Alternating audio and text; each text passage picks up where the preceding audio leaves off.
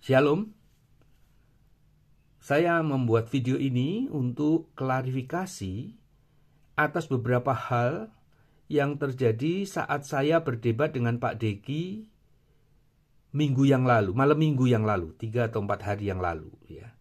Ada 3 atau 4 hal yang saya ingin sampaikan. Yang pertama, pada saat sesi tanya jawab, ada penanya yang bertanya baik kepada saya, juga ada pertanyaan kepada Pak Deki tentang Tritunggal yang tradisional atau ortodok. Ya. Pada saat itu saya jelaskan ada 2 setidaknya yang saya tahu. Ya. Kalau resminya, pernyataan resminya itu begini. Tritunggal itu, khusus tentang Yesus, itu resminya begini. Ia lahir dari Bapa sebelum segala abad, Allah dari Allah, terang dari terang, Allah benar dari Allah benar. Ia dilahirkan bukan dijadikan, sehakikat dengan Bapa, segala sesuatu dijadikan olehnya. Itu pernyataan resminya. Tetapi kalau saya menjawab begitu tidak ada gunanya, makanya saya jelaskan. Kenapa? Karena pada faktanya setidaknya ada 2 variasi menanggapi kalimat ini. Kalimat yang tadi saya sudah bacakan. Ya. Variasi pertama menyatakan bahwa Sang Firman atau Firman itu adalah ucapan Allah. Ya. Saya tidak mengada-ada. Tetapi setidaknya yang saya tahu, Pak Bambang Nursena itu meyakini seperti ini. Bahwa sebelum berinkarnasi, Yesus adalah firman, ucapannya Allah. Itu sebabnya satu kali beliau pernah katakan, kalau begitu Allah pernah bisu karena firman belum ada. Bisu itu artinya kan tidak bisa berkata-kata. Ya, jadi saya tidak mengarang, saya tidak mengada-ada. Memang ada yang meyakini Tritunggal seperti ini. Kemudian saya juga menjelaskan pandangan yang lain yang menyatakan bahwa Tritunggal itu adalah 3 pribadi setara dan sehakikat. Dan itulah yang diyakini oleh Pak Deki. Dan saya tahu itu. Jadi bukan saya tidak tahu, tetapi saya tahu itu. Dan saya mengkritisi hal itu.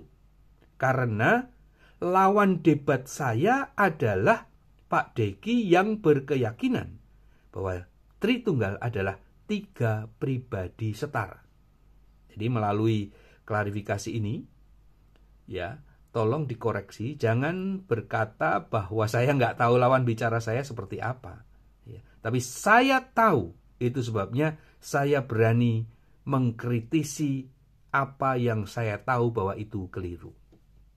Yang pertama. Lalu yang kedua, sempat saya menginterupsi, ya, tapi saya tahu bahwa ternyata apa yang saya lakukan ini kurang pas, waktunya tidak tepat.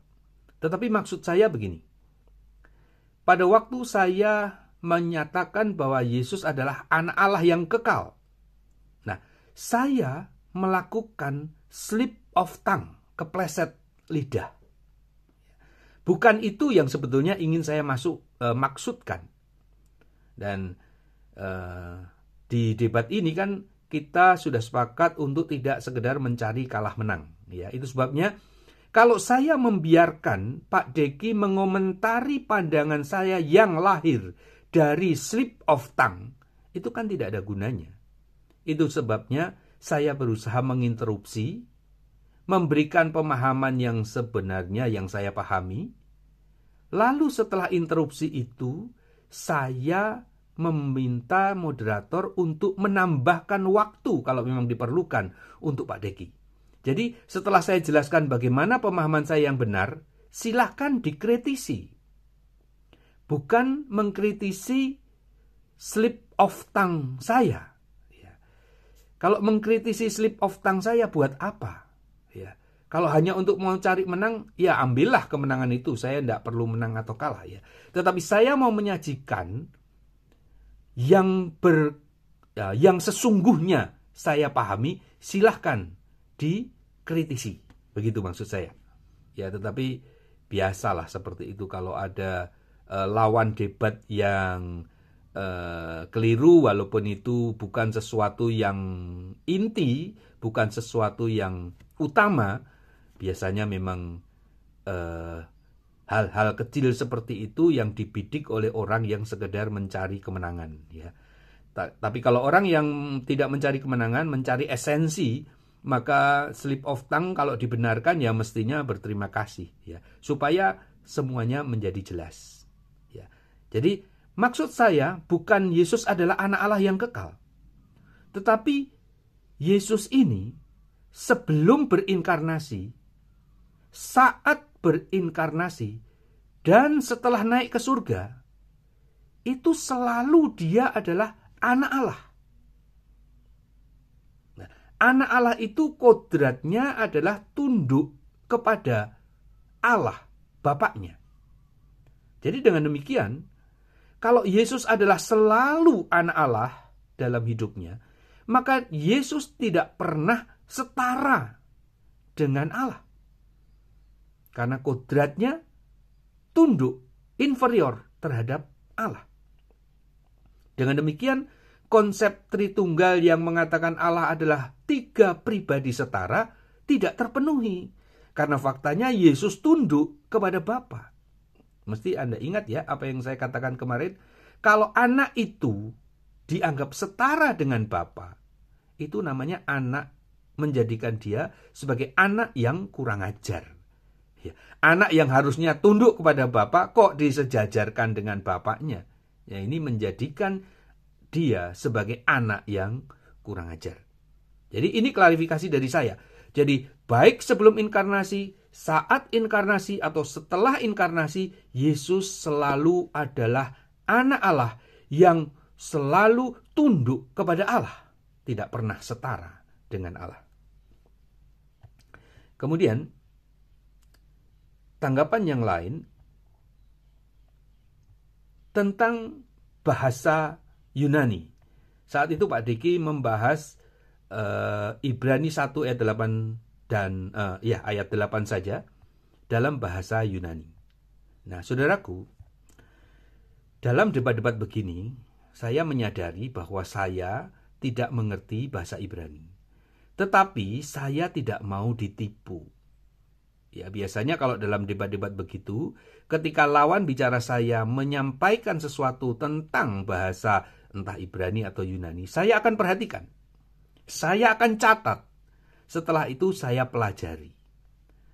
Dan biasanya setelah saya pelajari, ternyata apa yang disampaikan oleh lawan debat saya itu selalu saja, kalau penjelasan tentang bahasa Ibrani atau bahasa Yunani itu untuk menjadi support terhadap Tritunggal, selalu saja ternyata penjelasan yang dilakukan itu bukan dalil, bukan kaidah tata bahasa, tetapi tafsirannya dia yang kemudian diperlakukan sebagai dalil.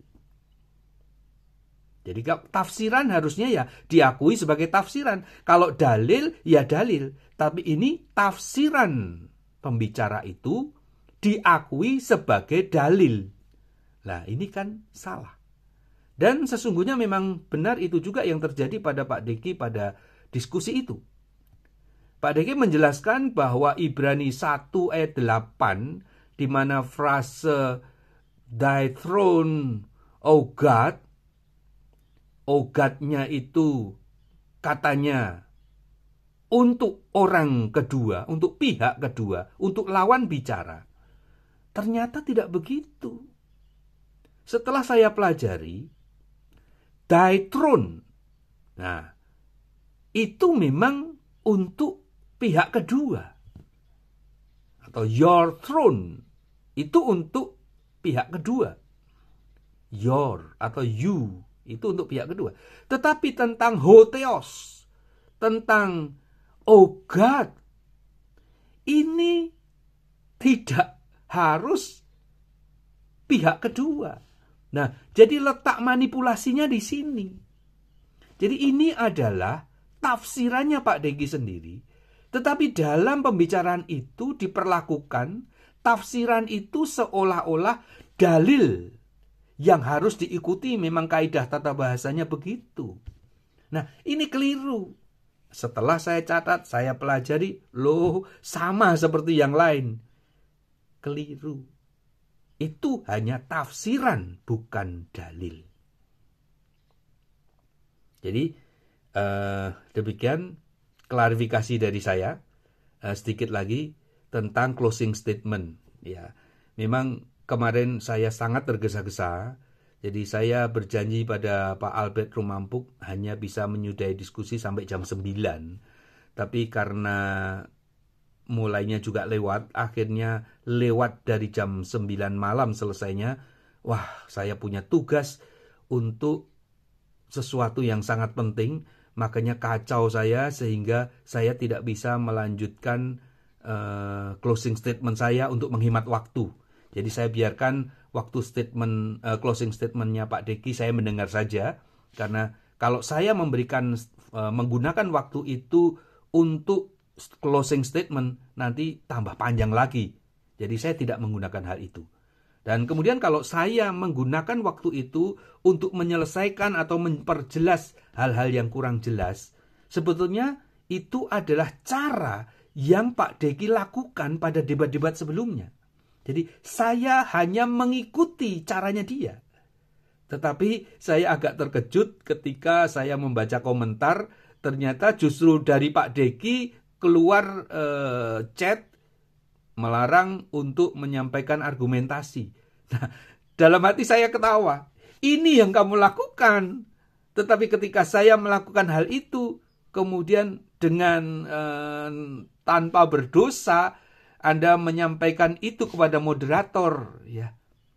Padahal usulan untuk closing statement dengan cara tidak menyampaikan argumen itu dulu usulan saya.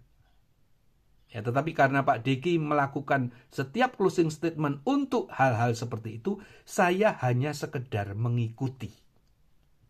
Saya ikuti caranya Pak Deki. Loh, kok dia pura-puranya mengkomplain hal itu. Nah, ini sesuatu yang menggelikan, ya. Ya, oke. Itu tidak terlalu penting, ya, tetapi ya sudah begitu. Inilah klarifikasi dari saya. Ada beberapa poin, ada 4 poin kalau tidak salah. Dan terima kasih atas perhatiannya.